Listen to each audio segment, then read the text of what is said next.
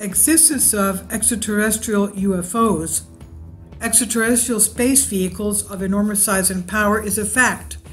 And an ex-NASA scientist explains to us concerning the planet Saturn and its rings, the ringmakers of Saturn. This is by Steve McCamley, Collective Spark.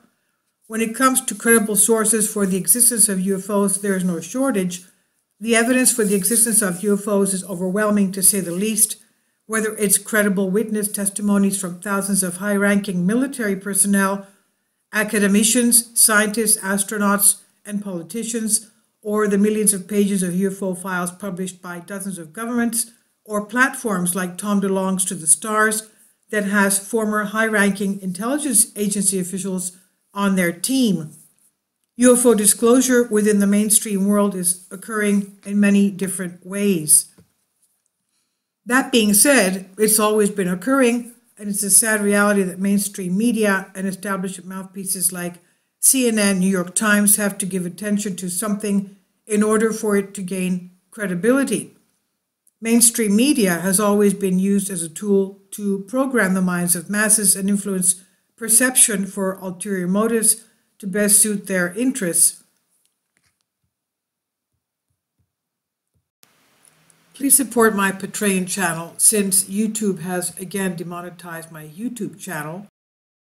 My Patreon channel will have 5 different videos from my YouTube channel every day. Thank you so much for your support and that you find all my content so interesting. You'll find the Patreon account details in the description box below. A great example would be the war on terror. Now, authoritative figures like the government are actively censoring information, deeming certain outlets that address controversial issues as fake news because it threatens corporate, political, and elitist agendas. Even mainstream media journalists themselves have been blowing the whistle that these outlets are completely run by cabal. Government agencies, intelligence agencies, powerful corporations, and we're not surprised. There are also declassified documents showing the influence intelligence agencies have over not just mainstream media, but academia as well. That being said, why is the above relevant to the topic of UFOs? Because this field has a long history of infiltration and disinformation. Given mainstream media's track record of spreading misinformation, hiding truth, it's not easy to trust anything of their sources, including any information that comes out regarding UFOs. And again, that being said, mainstream UFO disclosure so far seems to involve no deception, as they simply continue to push the fact that these objects are real and have steered away so far from any type of false interpretation. But UFOs are no longer a taboo, but the extraterrestrial hypothesis as a possible explanation for their existence still seems to be. And prior to all of the official witness testimonies, electro-optical data, video footage, and pictures being released proving the existence of UFOs, claiming the existence of these crafts was also taboo. And when it comes to the idea that some of these crafts are extraterrestrial in origin, there's no shortage of verified credible sources. One of them is Dr. Berggren, who had a long career with Ames Research Laboratory, NACA, that's the National Advisory Committee for Aeronautics, Lockheed Missiles and Space Company, and NASA. In his book, Ringmakers of Saturn, he states multiple times that extraterrestrial vehicles 100% exist. And on page 89 of his book, Ringmakers of Mars, for example, he states, the existence of extraterrestrial space vehicles of enormous size and power is a fact, that significance of which is difficult to grasp, let alone assess. Departing now from the tedious fact-developing process, this chapter stands back and takes a philosophical look at the findings. In his book, Norman provides pictures taken from Voyager 1 and 2 flybys of Saturn to illustrate his example.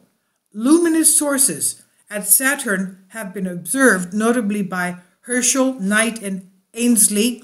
In one instance, a fiery source moved suddenly away from the A-ring outer ridge. In another unrelated instance, a bright, elongated source pursuing a straight line course, entered the A ring outer edge. After these dramatic events, luminous sources did not become a specific subject of inquiry as might be expected, that is, until this analysis many years later. Another great quote from his book, found on page 49, says this: "Evidence is 100% positive that propulsion vehicles generate the inner and outer Enki A-rings of Saturn. Presence of these units is made furiously clear in plates 5 through 8.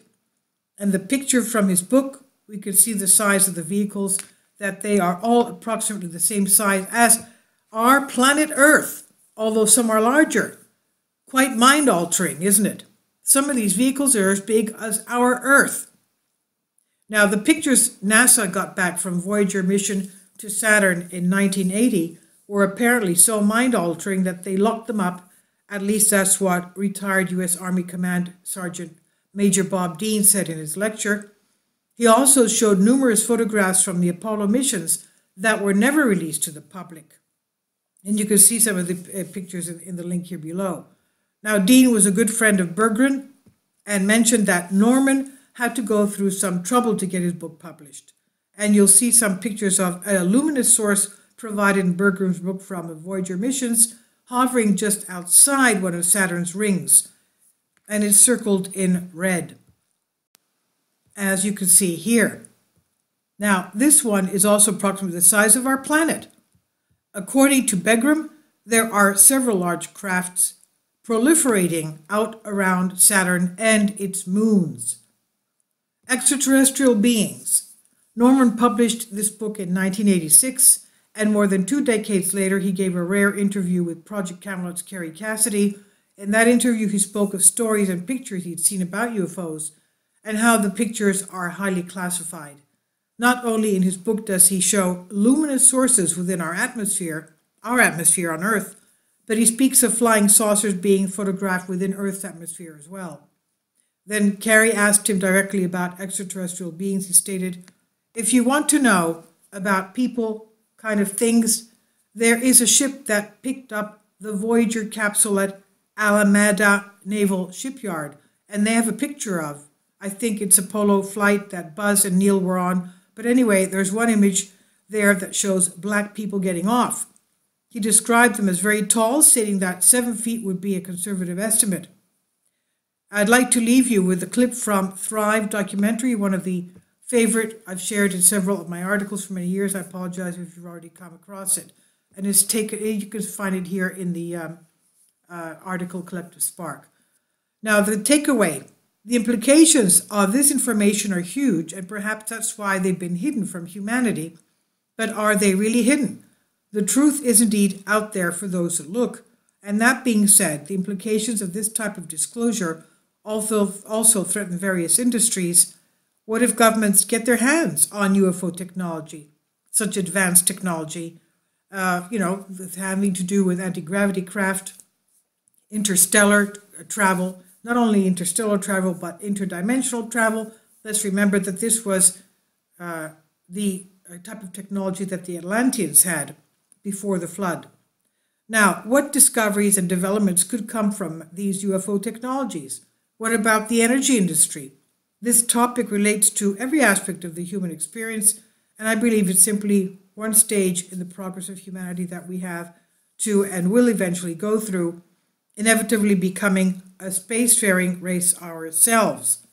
We're still in our infancy as a race, and throughout history there have always been paradigm-shifting realizations and events. At the same time, I believe humanity is living in a very special time, a prophesied time and a very spiritual time, and I believe the extraterrestrial presence has something to do with it in some way, shape, or form. This is not to say this is an entirely benevolent phenomenon, though. That's another discussion. This article was by Marianne Williamson, and she admits the system is more corrupt than I knew, was originally from Collective Spark Evolution, and it published here under Creative Commons, and has to do with, of course, the ringmakers of Saturn by Steve McCamley.